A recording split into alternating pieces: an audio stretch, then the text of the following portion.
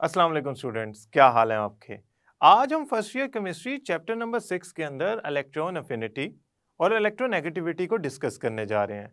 हम इनके ट्रेंड्स और जो फैक्टर इनको अफेक्ट करते हैं वो भी डिस्कस करेंगे। स्टूडेंट याद रखिएगा, इलेक्ट्रोनेगेटिविटी और इलेक्ट्रॉन अफिनिटी का जो ट्रेंड है वो आयोनाइजेशन एनर्जी जैसा ही है, यानी कि ग्रुप में डाउनवर्ड डिक्रीज करती है, लेफ्ट टू राइट यानी कि पीरियड में इंक्रीज करती है। तो चलते हैं हम अपने लेक्चर की तरफ। स्टूडेंट्स, अब हम पढ़ने जा रहे हैं इलेक्ट्रॉन अफिनिटी को, इसके बाद हम पढ़ेंगे इलेक्ट्रोनेगेटिविटी को। सबसे पहले इलेक्ट्रॉन अफिनिटी की तरफ चलते हैं। देखें, इलेक्ट्रॉन अफिनिटी ना दो वर्ड से मिलकर बना है। एक है electron, as you know electron is a sub atomic particles. Affinity का मतलब होता है सकल, कशिश, अट्रैक्शन। ठीक है, आप इसे लिख लें, कशिश लिख लें, अट्रैक्शन लिख लें। अट्रैक्शन किसकी? अट्रैक्शन न्यूक्लियस की। किसके लिए? एक्स्ट्रा इलेक्ट्रॉन के लिए। सो टेक्निकली अगर मैं इलेक्ट्रॉन अफिनिटी को लिखना चाहूं तो मैं लिखूंगा कि न्यूक्लियस की अट्रैक्शन है किसके लिए? For an extra electron.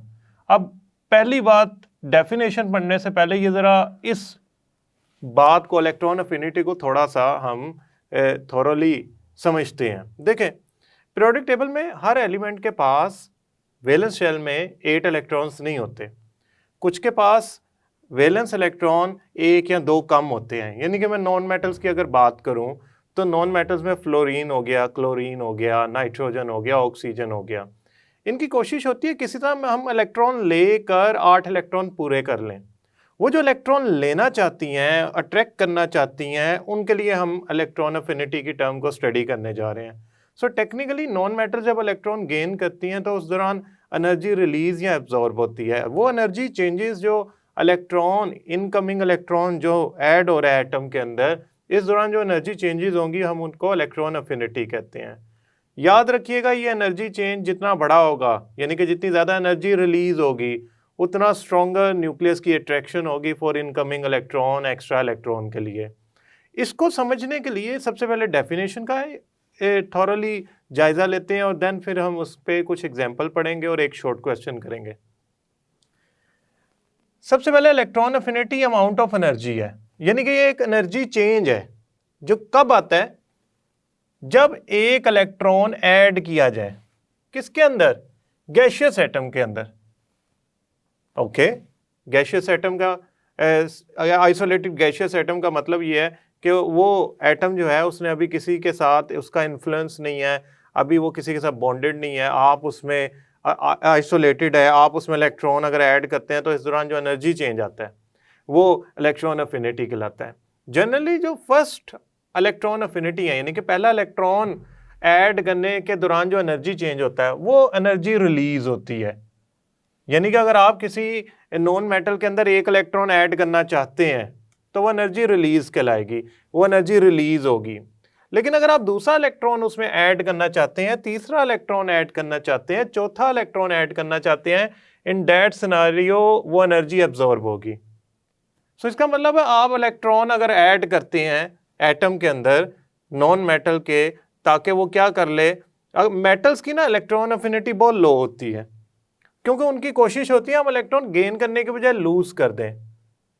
उनकी न्यूक्लियस की अट्रैक्शन फॉर एक्स्ट्रा इलेक्ट्रॉन, आप यूं समझ लें, अगर मैं आपको समझाना चाहूं तो उनकी न्यूक्लियस फॉर एक्स्ट्रा इलेक्ट्रॉन की तरफ अट्रैक्शन, उनके अपने वैलेंस इलेक्ट्रॉन उनके स्ट्रांगली हेल्ड नहीं होते, उन्होंने दूसरे इलेक्ट्रॉन को कहां से पकड़ के ऐड करवाना है। मैं non metal non metal non metal बार बार इसलिए बोलता जा रहा हूं क्योंकि हम जब इलेक्ट्रॉन्स की एडिशन की बात करते हैं किसी एटम में तो हम यूजुअली जो डिस्कस कर रहे होते हैं केसेस, वो नॉन मेटल्स के कर रहे होते हैं। स्टूडेंट, जब इलेक्ट्रॉन ऐड हो जाता है किसी एटम के अंदर तो वो नेगेटिव चार्ज के अंदर कन्वर्ट हो जाता है। ये आयोनाइजेशन एनर्जी का ही ऑपोजिट है। आयोनाइजेशन एनर्जी में इलेक्ट्रॉन रिमूव करवाया जाता था, इसमें ऐड करवाया जाता है। उसमें एनर्जी दी जाती थी, इसमें एनर्जी निकाल ली जाती है, रिलीज हो जाती है। ये रिएक्शन जो होगा एक्सोथर्मिक होगा for first electron affinity. I am not talking about second, third, fourth, fifth, that would be all of them would be endothermic reaction, उसमें एनर्जी एब्जॉर्ब होगी, वो हम डिस्कस करते हैं ऐसा क्यों होगा। फॉर एग्जांपल क्लोरीन में आप इलेक्ट्रॉन ऐड करवाना चाहें किस स्टेट के अंदर, आइसोलेटेड गैसियस स्टेट के अंदर, तो वो इसमें ऐड हो जाएगा और जो इस दौरान एनर्जी चेंजेस आएंगे डेल्टा एच, वो कहलाएगी इलेक्ट्रॉन अफिनिटी, और इलेक्ट्रॉन अफिनिटी फॉर क्लोरीन होती है -349 kilo joule per mole. So the units for electron affinity is kilo joule per mole. अगर मैं ऑक्सीजन एटम के अंदर जो गैशियस आइसोलेटेड स्टेट में है इलेक्ट्रॉन ऐड करवाना चाहता हूं, तो वो यूनी नेगेटिव आयन यानी कि सिंगल नेगेटिव चार्ज में कन्वर्ट हो जाता है, और इस दौरान जो एनर्जी निकलती है वो है -141 किलो जाउल पर मोल। कुछ लिटरेचर या बुक्स इसको -142 भी लिख रही होती हैं। अब ये तो हो गई आपकी फर्स्ट इलेक्ट्रॉन अफिनिटी, यानी कि वो एनर्जी जो रिलीज होगी जब आप सिंगल इलेक्ट्रॉन ऐड करेंगे किसी न्यूट्रल एटम में। अब वो गेन क्यों कर रहा है, means why they are gaining electron, this should be your question कि why chlorine is gaining electron. Chlorine का एटॉमिक नंबर होता है 17, it means it has 17 electrons. अगर इसमें 17 इलेक्ट्रॉन्स है तो इसकी इलेक्ट्रॉनिक कन्फिग्रेशन में सिंपलर फॉर्म में लिखता हूँ। पहले शेल में आएंगे 2, दूसरे शेल में आएंगे 8, 10 हो गए, पीछे कितने बच गए 7, थर्ड शेल में आ गए 7।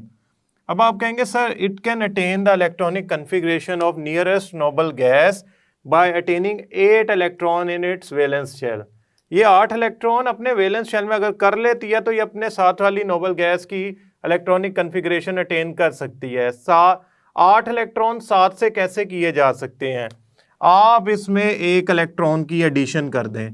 अगर एक इलेक्ट्रॉन की एडिशन करेंगे तो जो नई इलेक्ट्रॉनिक कन्फिग्रेशन बनेगी वो बनेगी 288।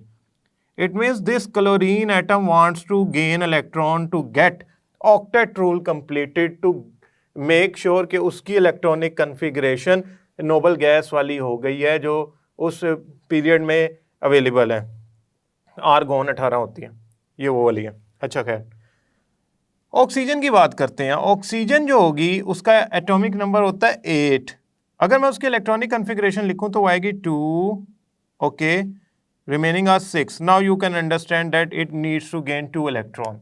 सो मैंने तो यहाँ एक इलेक्ट्रॉन ऐड करवाया है, दूसरा इलेक्ट्रॉन कैसे ऐड करवा सकता हूँ।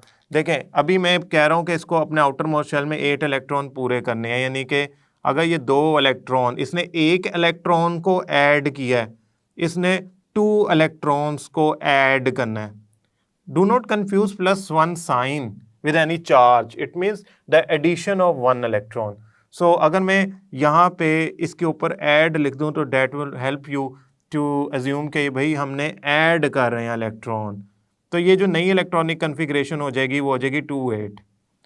इसका मतलब ज़रूरी नहीं कि नॉन मेटल्स जो होती हैं वो इलेक्ट्रॉन एक ही गेन करें, they can gain 2 electron, 3 nitrogen 3 करती है। अब यहाँ पे क्वेश्चन ये है, अगर मैं सेकंड इलेक्ट्रॉन ऐड करवाना चाहता हूँ तो वो कैसे होगा। देखें जब मैंने ऑक्सीजन एटम में फर्स्ट इलेक्ट्रॉन ऐड करवाया था तो उस पर चार्ज आ गया था नेगेटिव। नाउ मैं सेकंड इलेक्ट्रॉन उसमें ऐड करवाना चाहता हूं ताकि उसका ऑक्टेट रूल पूरा हो जाए। जब मैं इसमें सेकंड इलेक्ट्रॉन ऐड करवाता हूं ना तो एक मसला आ गया। अब आप कहेंगे वो मसला क्या होगा, यह है नेगेटिव चार्ज, ये भी क्या है नेगेटिव चार्ज। नेगेटिव चार्ज एक दूसरे को रिपेल करते हैं। आप ऑक्सीजन एटम के अंदर इलेक्ट्रॉन ऐड करवाना चाह रहे हैं, जोर लगा रहे हैं, ऐड नहीं हो रहा, रिपल्शन हो रही है। So what you need to do, अगर न्यूक्लियस उसे खींच भी रहा है ना अपनी तरफ, अगर वो उसे खींच भी रहा है तो as a uni negative charge, एक नेगेटिव चार्ज के तौर पे ऑक्सीजन एटम के जो इलेक्ट्रॉन्स हैं वो उसे रिपेल कर रहे हैं। So the repulsive forces are very much there, उसमें रिपल्सिव फोर्सेस आई हुई हैं इस टाइम। तो जब रिपल्सिव फोर्सेस ज़्यादा होंगी और मैंने इलेक्ट्रॉन ऐड भी करवाना है तो मुझे जोर लगाना पड़ेगा, वर्क करना पड़ेगा, एनर्जी देनी पड़ेगी, ज़बरदस्ती इलेक्ट्रॉन ऐड करवाना पड़ेगा। तो जब मैं एनर्जी दूंगा इलेक्ट्रॉन ऐड करवाने के लिए, क्यों ऐड करवा रहा हूं, ऑक्टेट पूरा करवाने के लिए। ऐड क्यों नहीं हो रहा, क्योंकि वो पहले से मौजूद जो मेरे पास सिस्टम है, ऑक्सीजन का आयन है वो नेगेटिव है, तो इनकमिंग इलेक्ट्रॉन की रिपल्शन से वो प्रोसेस हो नहीं पा रहा जो मैं चाह रहा हूँ, electron affinity, second electron affinity हो नहीं पा रही, तो मैं क्या करूंगा, एनर्जी दूंगा, लूंगा नहीं, अब एनर्जी निकलेगी नहीं, इसको एनर्जी देनी पड़ेगी ताकि वो रिपल्सिव फोर्सेस को ओवरकम कर ले। तो अब ये बन जाएगा O-2। इस दौरान जो एंथैल्पी चेंज आएगा या एनर्जी चेंजेस आएंगे वो आएंगे प्लस 780 किलो जॉल पर मोल। नाउ दिस इज इंटरेस्टिंग, हम कह रहे थे कि एनर्जी रिलीज होगी, तो ये जो इलेक्ट्रॉन अफिनिटी है फॉर फर्स्ट इलेक्ट्रॉन अफिनिटी वो होगी आपकी एक्सोथर्मिक। एक्सो से थर्मिक, एक्सोथर्मिक का मतलब होता है एग्जिट होने वाली एनर्जी, समझाने के लिए बता रहा हूं, एक्सो एग्जिट, थर्मिक हीट, और सेकंड, थर्ड, फोर्थ वो सारी की सारी एंडो हो जाएंगी क्योंकि हमने नेगेटिव चार्ज में नेगेटिव इलेक्ट्रॉन ऐड करना है, so it would be endo. Endo का मतलब क्या होता है, एंटर, तो एनर्जी एंटर करनी पड़ेगी, ऐड करनी पड़ेगी। ये मैंने आपको एंडो और एक्सो की जो ट्रिक्स बताई हैं इसे याद रखिएगा। नाउ स्टूडेंट, शॉर्ट क्वेश्चन असल में जो आता है वो ये वाला है, ये जो मैंने आपको समझाया है कि why second electron affinity is positive energy change, या पॉजिटिव या एंडोथर्मिक।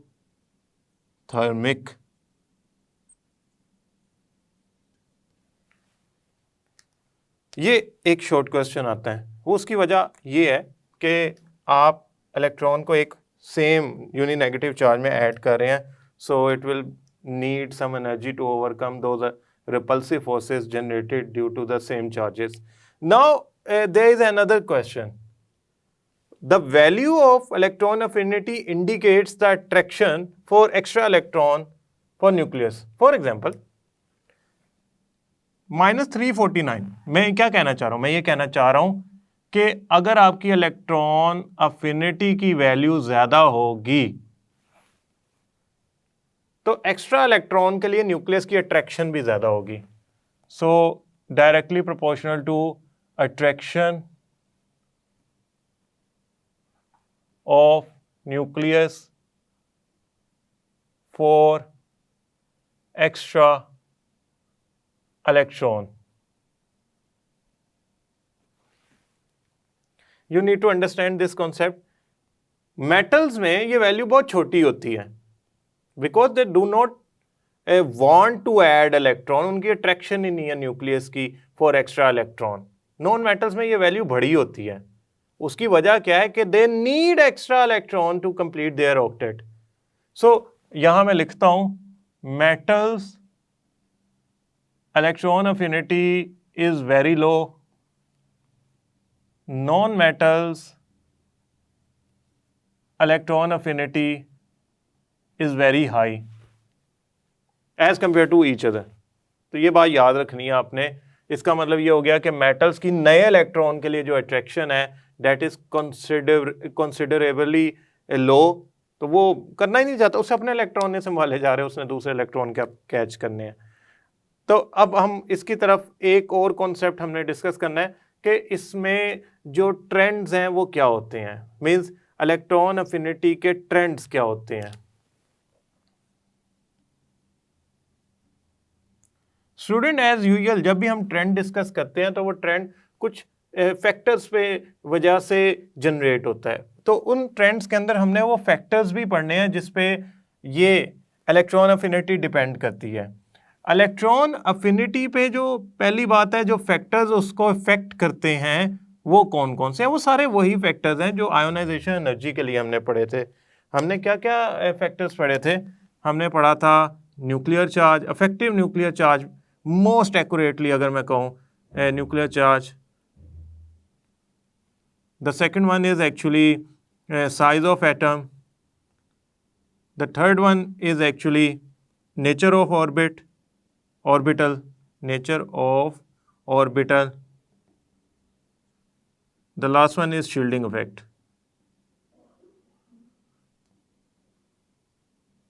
अब मैं आपको एक ट्रिक बताता हूँ। Ionization energy down the group decrease करती थी, ये भी डिक्रीज करेगी।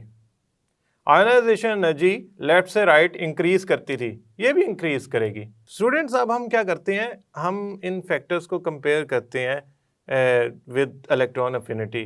मैंने अभी आपको कहा है कि जो आयोनाइजेशन एनर्जी के ट्रेंड है वही इलेक्ट्रॉन अफिनिटी के ट्रेंड है, क्योंकि जो फैक्टर्स अफेक्ट करते हैं इलेक्ट्रॉन अफिनिटी को, वही फैक्टर्स एक्चुअली आयोनाइजेशन एनर्जी को अफेक्ट कर रहे होते हैं। न्यूक्लियर चार्ज अगर ज़्यादा हो जाएगा तो इलेक्ट्रॉन अफिनिटी भी ज़्यादा हो जाएगी। साइज ऑफ एटम अगर ज़्यादा हो जाएगा तो इलेक्ट्रॉन अफिनिटी जो होगी वो कम हो जाएगी। डेफिनेटली अगर साइज ऑफ एटम ज़्यादा हो गया है तो उसका फॉर इनकमिंग इलेक्ट्रॉन की अट्रैक्शन, उसका न्यूक्लियर चार्ज फॉर इलेक्ट्रॉन कम हो जाएगा। इसको हम यूं डिस्कस करते हैं कि एस में अगर इलेक्ट्रॉन ऐड करना हो तो उसकी इलेक्ट्रॉन अफिनिटी सबसे ज़्यादा होगी, देन पी की, देन डी की, देन एफ की। The reason is same as ionization energy. Shielding effect, shielding effect में एक बात है, शील्डिंग इफेक्ट अगर ज़्यादा होगा, शील्डिंग इफेक्ट अगर ज़्यादा होगा तो डेफिनेट सी बात है कि इनकमिंग इलेक्ट्रॉन्स को जो रिपल्शन है वो ज़्यादा मिलेगी। और न्यूक्लियर चार्ज जो है वो कम हो जाएगा, effective nuclear charge. So indirectly जो इलेक्ट्रॉन अफिनिटी है वो लेस हो जाएगी, इनवर्सली प्रोपोर्शनल 1/E। सो शील्डिंग इफेक्ट बढ़ जाएगा, इलेक्ट्रॉन अफिनिटी कम हो जाएगी। नाउ मैं इसके ट्रेंड्स लिख रहा हूं, फिर एबनॉर्मेलिटीज को डिस्कस करेंगे। Trend in group, trend in period. Students, group में जो इलेक्ट्रॉन अफिनिटी है वो डिक्रीज करती है। पीरियड में इलेक्ट्रॉन अफिनिटी जो होती है वो इंक्रीज करती है। उसकी वजह क्या है? ग्रुप में साइज, शील्डिंग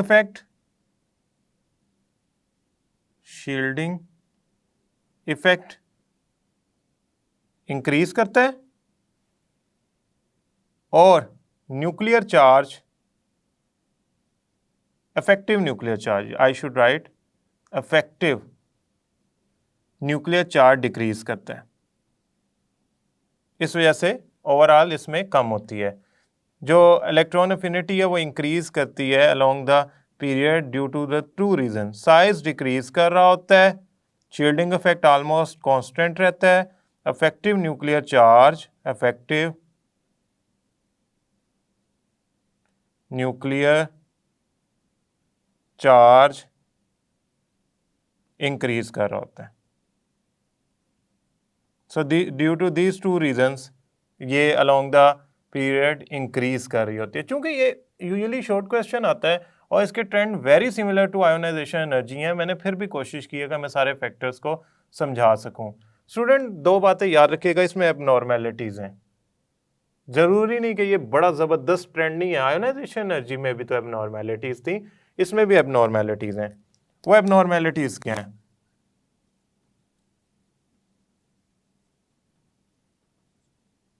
ग्रुप 2A,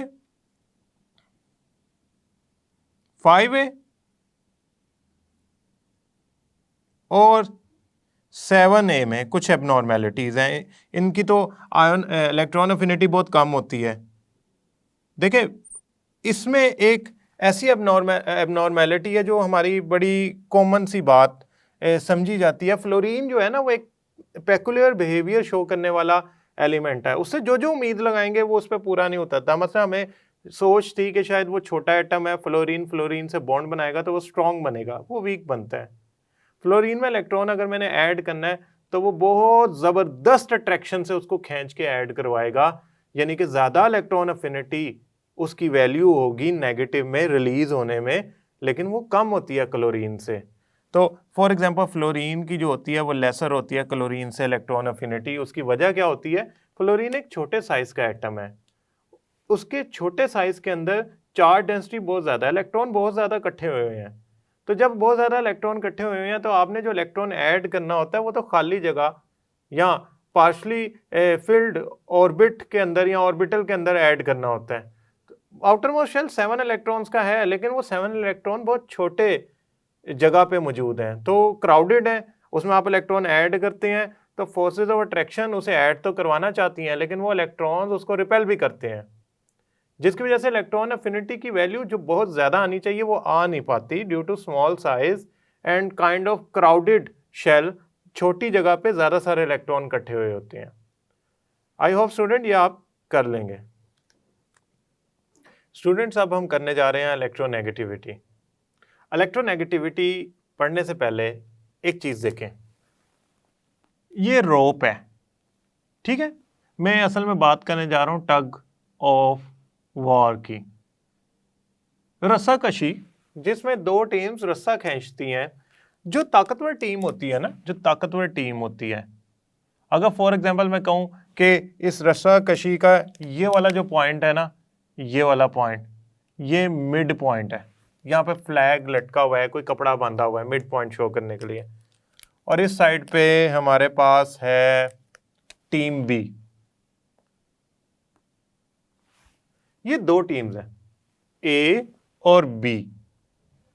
इसमें जो स्ट्रॉन्ग टीम होगी, जो ताकतवर टीम होगी, वो क्या करेगी, रस्से को अपनी तरफ खींच लेगी, जिससे रस्सा जो होगा वो दरमियान से थोड़ा ए टीम की तरफ चला जाएगा अगर ए टीम स्ट्रॉन्ग है।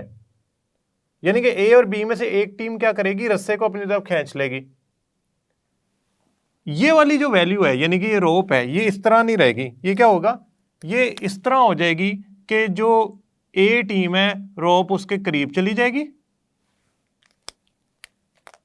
अब ये देखें जरा, और जो ये दरमियान वाली वैल्यू है, मिड वाला जो इसमें कपड़ा सा लटका हुआ है, ये शो कर रहा है कि रोप जो है ना वो ज्यादा अट्रैक्ट हो गई है टुवर्ड्स द ए टीम। अब ये देखें, इसका फासला बी टीम से बढ़ गया मिड पॉइंट का, उस कपड़े का, और ये टीम ए के करीब ज्यादा चला गया। ये शो करता है कि ए जो है ना टीम वो स्ट्रॉन्ग है और उसने रस्सा अपनी तरफ खींच लिया। इससे एक बात साबित होती है कि अगर आप टग ऑफ वॉर को गौर से देखेंगे तो जो स्ट्रॉन्ग पार्ट होगा वो रोप को अपनी तरफ खींच लेगा।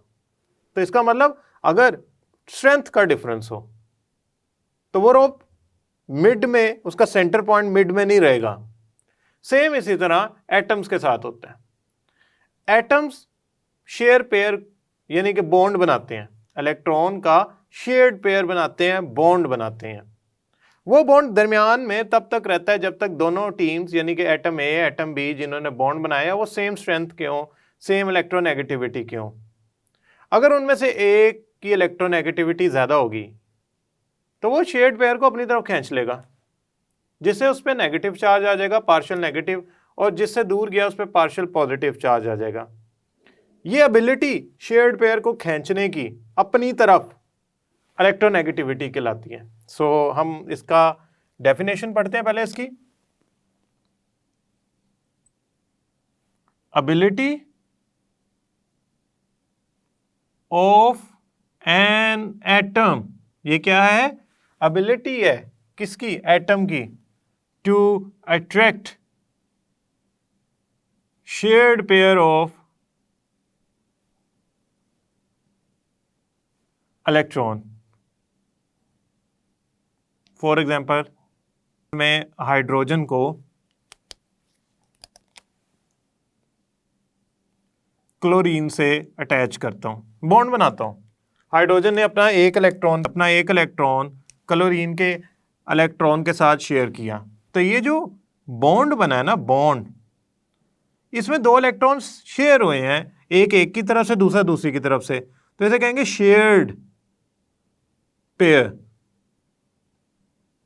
अब इस शेयर्ड पेयर को दरमियान में आप पाएंगे इन दोनों एटम्स में, तो ये आपकी गलतफहमी है, क्योंकि हाइड्रोजन लेस इलेक्ट्रोनेगेटिव है,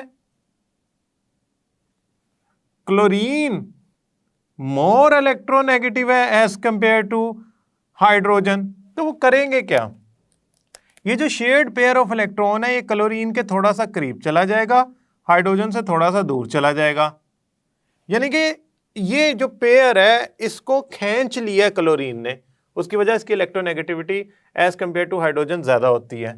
सो हाइड्रोजन पे पार्शियल पॉजिटिव चार्ज डेवलप हो जाएगा, पार्शियल पॉजिटिव थोड़ा पॉजिटिव, मुकम्मल नहीं किसी हद तक पॉजिटिव, और क्लोरीन पे partial negative sign charge develop हो जाएगा, ये पार्शियल का साइन है, this is sign of partial, it indicates a part, not complete but part. Students अब सवाल ये पैदा होता है कि अगर इलेक्ट्रोनेगेटिविटी है तो उसकी कुछ वैल्यूज भी होंगी। इलेक्ट्रोनेगेटिविटी का स्केल पॉलिंग ने डेवलप किया था और उस स्केल को पॉलिंग स्केल कहते हैं। पॉलिंग स्केल के अंदर जो मैक्सिमम वैल्यू है वो 4 है, 4 fluorine,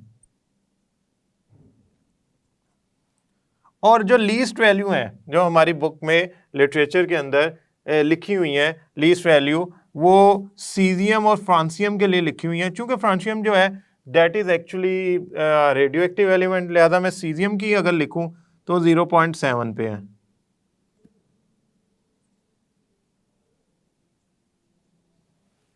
now student there is one thing more, ये फाइंड कैसे की, ये फाइंड की पॉलिंग ने डिफरेंस की वजह से, जो किस में आता था, bond energy to form a covalent bond और एक्सपेरिमेंटल बॉन्ड एनर्जी में, थ्योरेटिकल बॉन्ड एनर्जी और एक्सपेरिमेंट बॉन्ड एनर्जी में जो फर्क है कोवलेंट बॉन्ड बनाते हुए, वो उनका डिफरेंस जो है ना वो यूज किया to find out the electronegativity. Arbitrary maximum value 4 दे दी फ्लोरीन को क्योंकि इनका डिफरेंस जो है वो हाईएस्ट आता है, और सीजियम को दे दी 0.7। अब क्वेश्चन ये अपीयर होता है कि अगर ये पॉलिंग स्केल में डिफरेंट वैल्यूज हैं इलेक्ट्रोनेगेटिविटी की, तो ज़्यादा किसकी होती हैं कम किसकी होती हैं? मेटल्स की इलेक्ट्रोनेगेटिविटीज़ की वैल्यूज़ जो होती हैं वो लो होती हैं, नॉन मेटल्स की इलेक्ट्रोनेगेटिविटी की वैल्यू हाई होती हैं। स्टूडेंट्स याद रखिएगा जो इलेक्ट्रोनेगेटिविटी है ना, it is a very good indicator to find out कि आपकी बॉन्ड की कौन सी बॉन्ड की किस्म है आपके कंपाउंड के अंदर। अगर आपका बॉन्ड 1.7 इलेक्ट्रोनेगेटिविटी के डिफरेंस से दो एटम्स के दरमियान बना है, मसलन ए और बी एटम्स हैं, इन्होंने आपस में बॉन्ड बनाया है, अगर ये बॉन्ड इनके दरमियान बना है तो ए की इलेक्ट्रोनेगेटिविटी है फॉर एग्जांपल 2, बी की है 3.7, अगर इनमें इलेक्ट्रोनेगेटिविटी का डिफरेंस निकाला जाए तो वो 1.7 आया। तो अगर इनमें इलेक्ट्रोनेगेटिविटी का डिफरेंस 1.7 होगा ना, तो हम ये कंसीडर करते हैं कि इस बॉन्ड में कोवलेंट नेचर और आयनिक नेचर दोनों तकरीबन बराबर हैं। और अगर हम 1.7 से कम की तरफ जाते हैं, अनटिल अनलेस इलेक्ट्रोनेगेटिविटी का डिफरेंस 0 हो जाए, तो हम कहते हैं कि ये वाला एरिया कोवलेंट बॉन्ड को इंडिकेट करता है। और अगर हम 1.7 से ग्रेटर इलेक्ट्रोनेगेटिविटी का डिफरेंस देखें तो हम कहते हैं 1.7 पे भी आयनिक नेचर अपीयर होती है, बट 1.7 से ऑनवर्ड हम कहते हैं कि जो डोमिनेंट करैक्टर है बॉन्ड का वो आयोनिक है। तो स्टूडेंट ये एक सिंपल इंडिकेशन है कि आप कैसे चेक कर सकते हैं। कोवलेंट में जो पोलर होगा उसमें जो इलेक्ट्रोनेगेटिविटी का डिफरेंस होगा वो 1.7 से तो कम होगा, लेकिन 0.4 से ज़्यादा होता है। जब डिफरेंट आप लिटरेचर्स पढ़ेंगे तो उसमें जो इंडिकेशन होती है इलेक्ट्रोनेगेटिविटी के डिफरेंस की वो ये होती है कि अगर इलेक्ट्रोनेगेटिविटी का डिफरेंस बढ़ता जाएगा दो एटम्स के दरमियान तो उनमें पोलैरिटी बढ़ती जाएगी। अब फैक्टर्स कौन से अफेक्ट करते हैं? सेम वही फैक्टर्स अफेक्ट करते हैं जो आयोनाइजेशन एनर्जी या इलेक्ट्रॉन अफिनिटी को अफेक्ट करते थे। पहला फैक्टर था हमारे पास nuclear charge, size, shielding effect,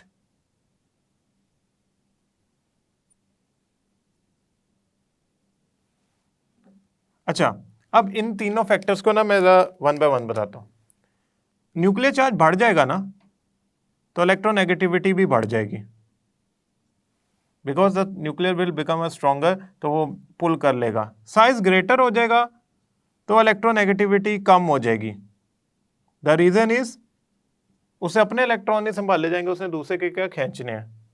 जितने दूर होंगे न्यूक्लियर से उतनी न्यूक्लियर चार्ज होगी, वो इफेक्टिव न्यूक्लियर चार्ज कम होता जाएगा, क्योंकि इन बिटवीन शेल्स भी तो आ गए हैं, और इन बिटवीन शेल्स आने की वजह से, साइज बड़ा होने की वजह से शील्डिंग इफेक्ट भी ज़्यादा हो जाता है। सो शील्डिंग इफेक्ट का ज़्यादा हो जाना और साइज का ज़्यादा हो जाना दोनों नेगेटिव जाती हैं इलेक्ट्रोनेगेटिविटी के मामले में, यानी कि ये दोनों बातें उसके खिलाफ जाती हैं, इससे ये कम हो जाती है। स्टूडेंट एक बात और याद रखिएगा, ट्रेंड इसका सेम है जो कि आपका ट्रेंड था इन इलेक्ट्रॉन अफिनिटी और आयोनाइजेशन एनर्जी के लिए। ट्रेंड क्या था? ग्रुप के अंदर ये डिक्रीज करेगी और पीरियड के अंदर ये इंक्रीज करेगी। The reason are the same as available in according to different factors. पहली रीजन क्या है, मतलब वो ग्रुप में डिक्रीज क्यों कर रही है? That is a question.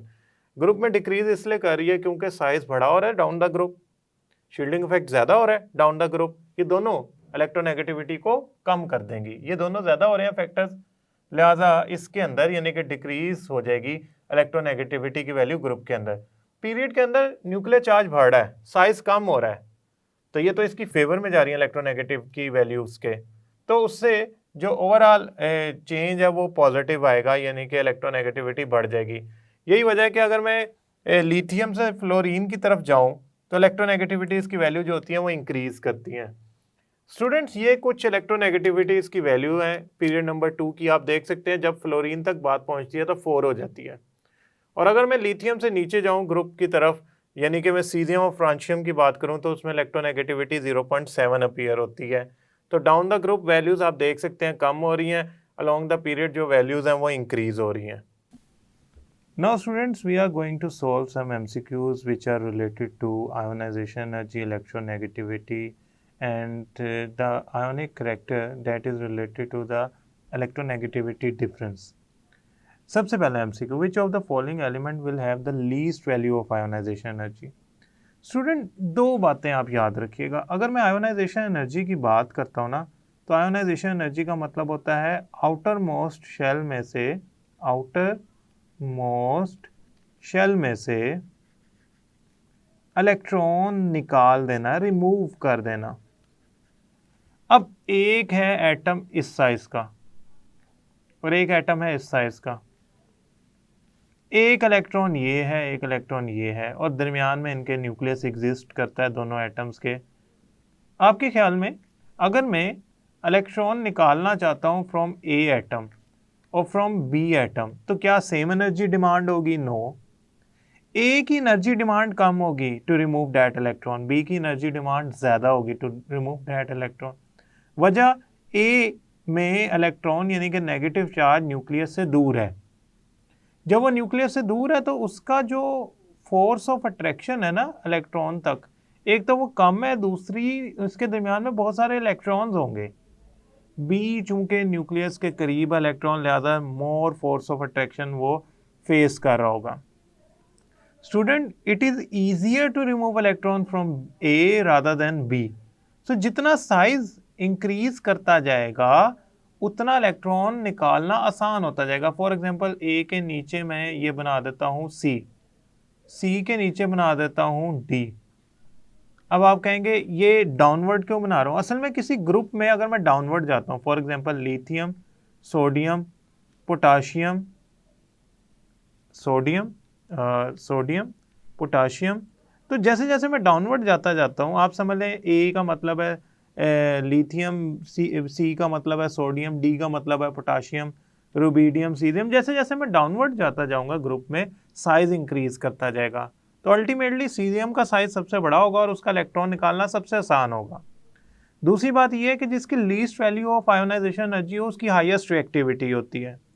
सो हमारा आंसर तो सीजियम ही है, लेकिन ये अगर एमसीक्यू इस तरह आता है विच of the following have the highest reactivity, तो भी इसका आंसर सीजियम ही होना था, क्योंकि लीस्ट आयोनाइजेशन एनर्जी शोज कि उसकी रिएक्टिविटी भी हाईएस्ट है।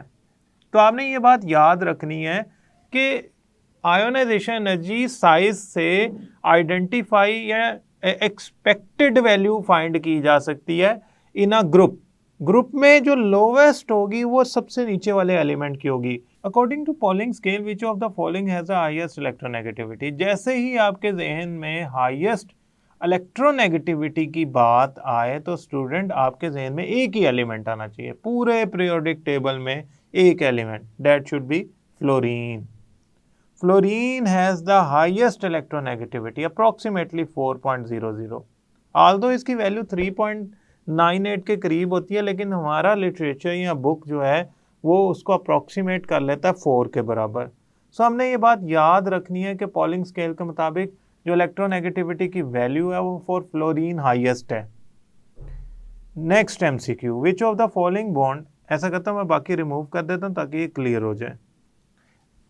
विच of the following bond has the highest percentage of ionic character. याद रखिएगा स्टूडेंट, एक बड़ी सादी सी बात, परसेंटेज आयनिक करेक्टर कैलकुलेट भी किया जा सकता है, लेकिन आप बहुत सारे कंपाउंड्स के अंदर परसेंटेज आयनिक करेक्टर को प्रिडिक्ट भी कर सकते हैं। कैसे? जितना ज़्यादा इलेक्ट्रोनेगेटिविटी का डिफरेंस होगा उतना ज़्यादा परसेंटेज आयनिक करेक्टर होगा।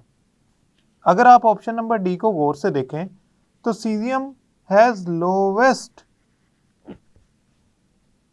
electronegativity, fluorine has the highest electronegativity. So इनके दरमियान जो बॉन्ड बनेगा उसका आयनिक करेक्टर सबसे ज्यादा होगा 92%, ये हम पढ़ भी चुके हैं। इन सारों के मुकाबले में सीजियम चूंकि सबसे कम सोडियम के मुकाबले में, पोटाशियम के मुकाबले में, लिथियम के मुकाबले में सीजियम की सबसे कम इलेक्ट्रोनेगेटिविटी है। सीजियम फ्लोराइड का जो बॉन्ड बनेगा वो स्टूडेंट सबसे ज़्यादा आयनिक करेक्टर रखता होगा 92%। ये हम पढ़ भी चुके हैं इन प्रीवियस लेक्चर्स के जो आयनिक करेक्टर इन आयनिक बॉन्ड होता है, कोई भी आयनिक बॉन्ड 100% नहीं होता, उसमें कुछ कोवलेंट करेक्टर भी होता है। जो आयनिक करेक्टर है NaCl और सीजियम फ्लोराइड का, ये हम पढ़ भी चुके हैं। आई होप स्टूडेंट्स ये लेक्चर आपको समझ आया होगा। इलेक्ट्रॉन अफिनिटी और इलेक्ट्रॉन नेगेटिविटी ये ज़्यादातर शॉर्ट क्वेश्चन के तौर पे समझे जाते हैं, लेकिन वो फैक्टर्स जो इनको अफेक्ट करते हैं और इनका ट्रेंड, ये ज़रूर आपने याद रखना है। आप बेशक इसको शॉर्ट क्वेश्चन के तौर पे करें, मगर इसको प्रॉपरली समझना बहुत ज़रूरी है। नेक्स्ट लेक्चर तक के लिए अल्लाह हाफिज़।